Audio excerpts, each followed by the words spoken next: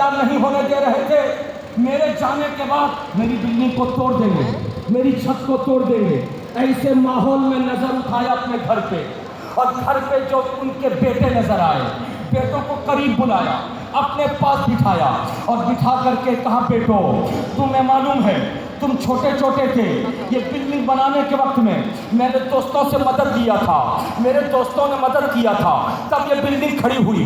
अब तो मैं बूढ़ा हो गया, अब तो दुनिया से जाने का वक्त आ गया। अब ऐसे माहौल में बनाने का मामला नहीं, बचाने का मामला है। तो मैंने दोस्तों से मदद लेके बिल्डिंग बनाया है। अब बचाने के लिए मैं दोस्तों को नहीं बुलाऊंगा। बेटो तुम जवान हो गए हो, इसीलिए अब मैं तुम्हारे जिम्मे लगाता हूँ, इस बिल्डिंग को बचा लेना, इसके दरो दीवार को बचा लेना, इसकी छत को बचा लेना, इसकी खूबसूरती को बचा लेना। बेटे लायक थे, खड़े हो गए, कहा बाबा फिक्र मत करो, हम अपनी जान दे देंगे मगर बिल्डिंग पे आंच नहीं आने देंगे। एक बेटा कहता है मेरी औलाद है, मैं अपनी औलाद को कुर्बान कर दूंगा मगर बिल्डिंग को टूटने नहीं दूंगा, ईंट को खसकने नहीं दूंगा।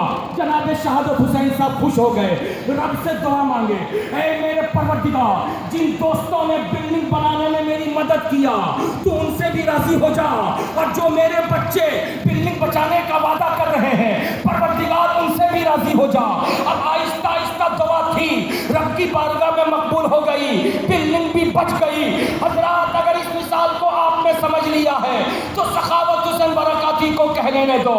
मेरे नबी मक्का मुकर्रमा में पैदा हुए, 40 बरस तक मेरे नबी मक्के में खामोश है, लेकिन 40 बरस के बाद जब फारान की चोटी पर खड़े होकर के उन्होंने इस्लाम का ऐलान किया, तब अबू जहल ने कहा इस्लाम को आगे बढ़ने नहीं देंगे, उतबा ने कहा इस्लाम को आगे बढ़ने नहीं देंगे, शीबा ने कहा